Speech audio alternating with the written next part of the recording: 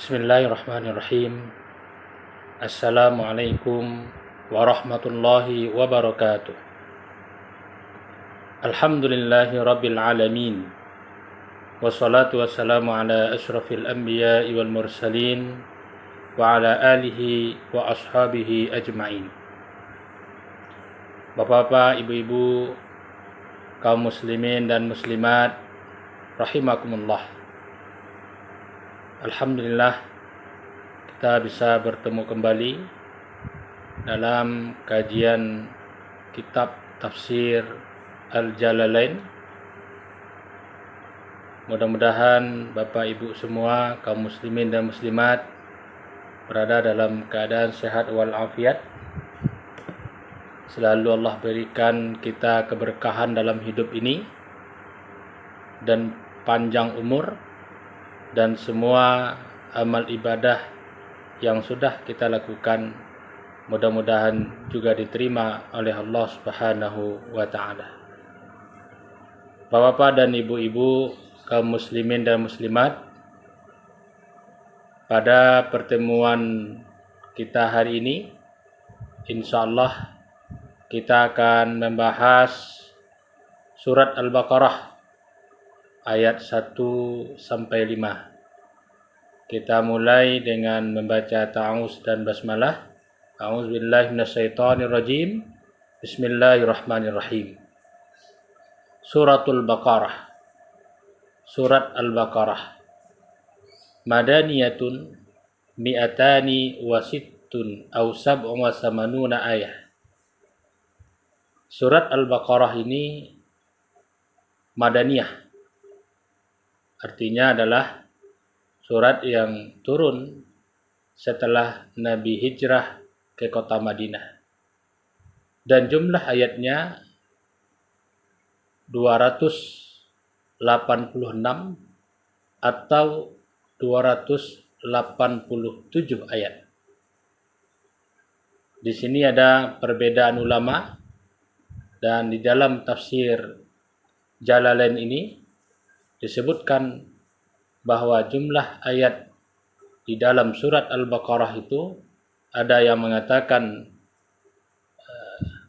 286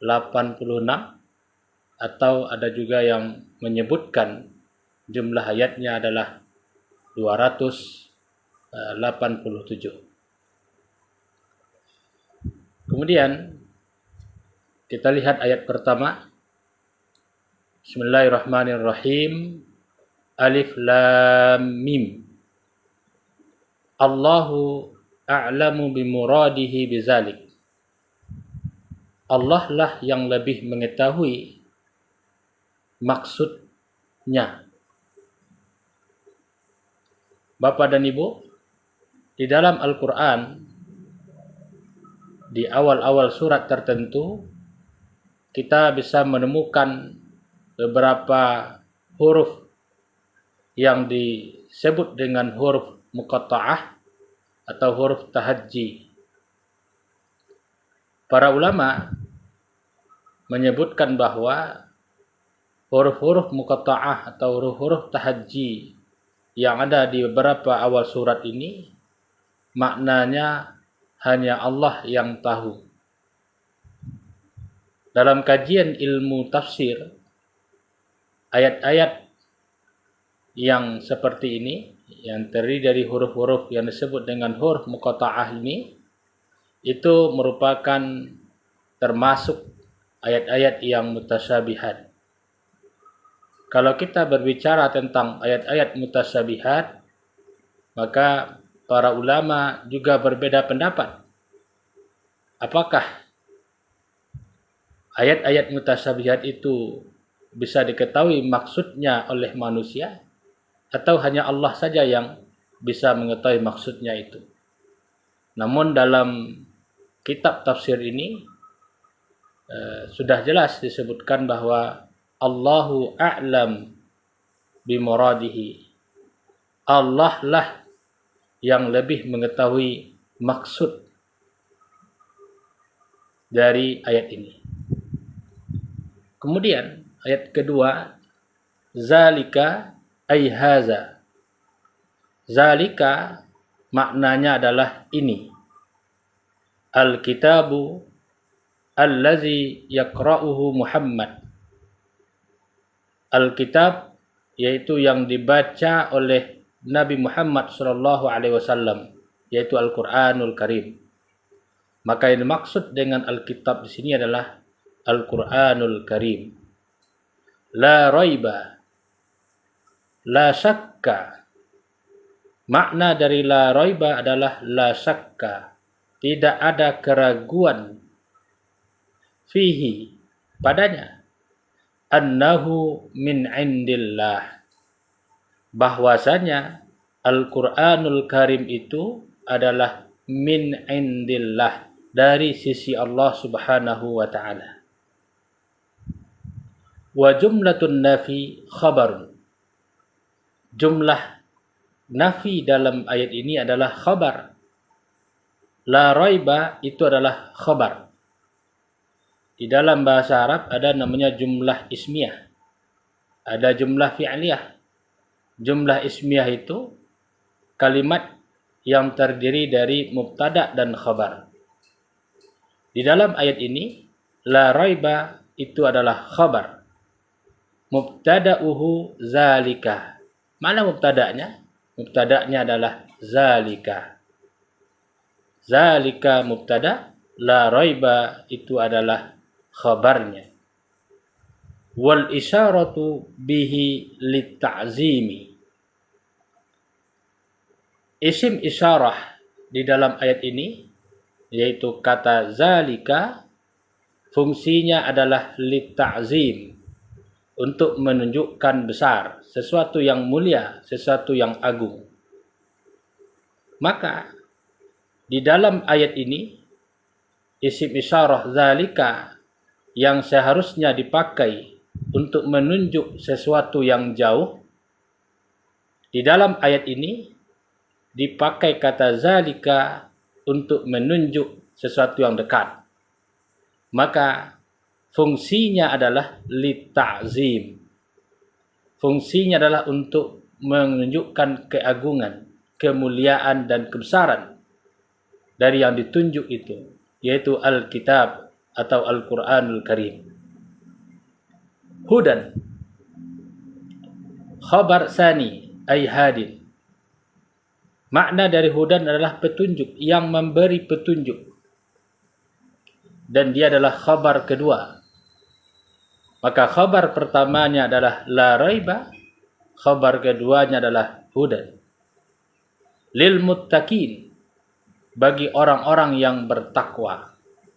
As-sairina ila taqwa, orang-orang yang bisa menjadi takwa itu adalah bimtisalil awamir, dengan cara melaksanakan seluruh perintah-perintah, wajtinab an-nawahi, dan meninggalkan, menjauhi seluruh larangan-larangan, liitqaihim bizalikan nar, karena mereka takut dan mereka bisa terhindar dari api neraka.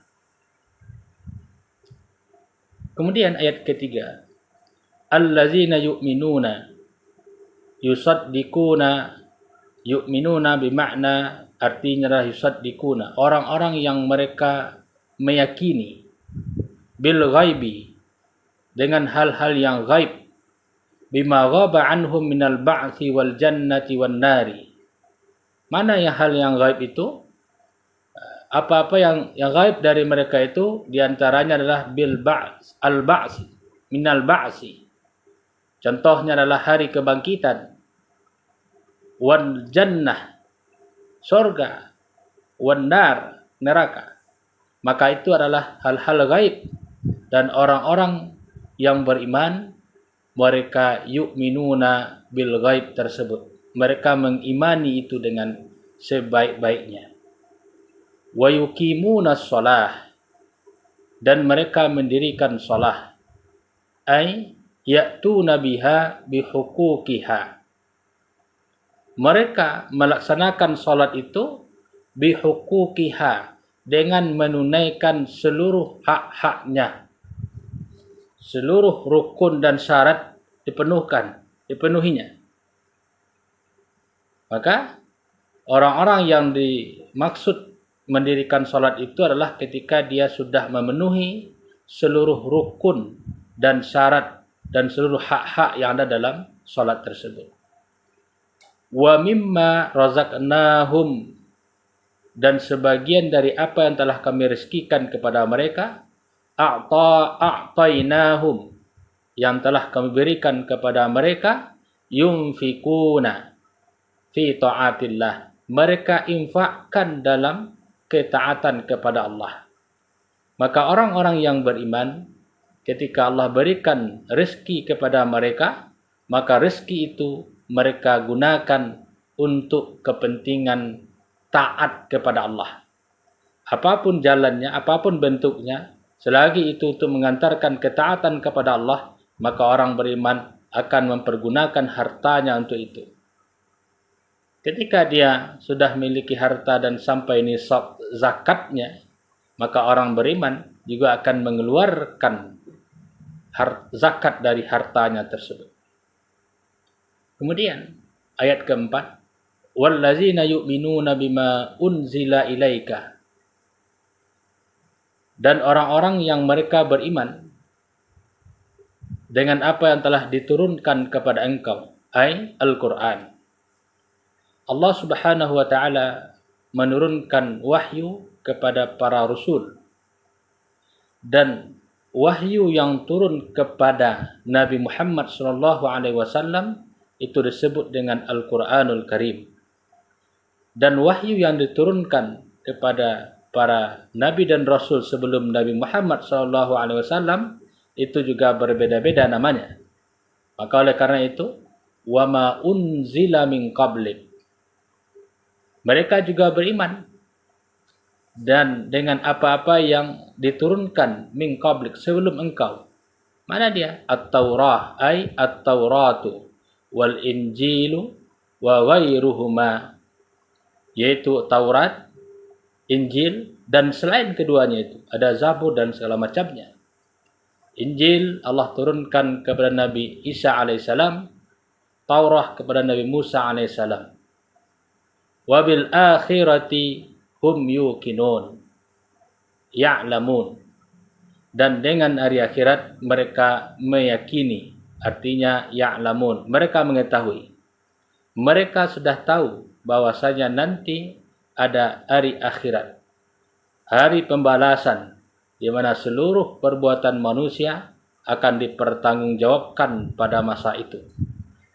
Sekecil apapun kebaikan yang dilakukannya di dunia, nanti dia akan mendapat balasan di akhirat. Ayat kelima, ulaika al-mausufuna bima zukira, mereka itulah yang disifati sesuai dengan apa yang sudah kita sebutkan, ala hudam mir rabbihim, mendapatkan petunjuk dari Tuhan mereka, wa ulaika humul muflihun, dan mereka itulah orang-orang yang beruntung. Al-faizuna bil jannah, orang-orang yang beruntung itu adalah orang-orang yang menang dan dia bisa mendapatkan surga.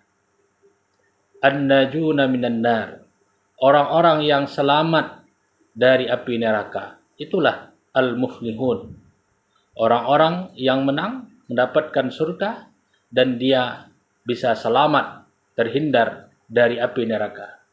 Bapak-bapak, ibu-ibu, kaum muslimin dan muslimat rahimakumullah, itulah kajian kita pada kesempatan yang singkat ini. Mudah-mudahan ada hikmah dan manfaatnya bagi kita bersama. Fa'tabiru ya ulil absar la'allakum turhamun. Assalamualaikum warahmatullahi wabarakatuh.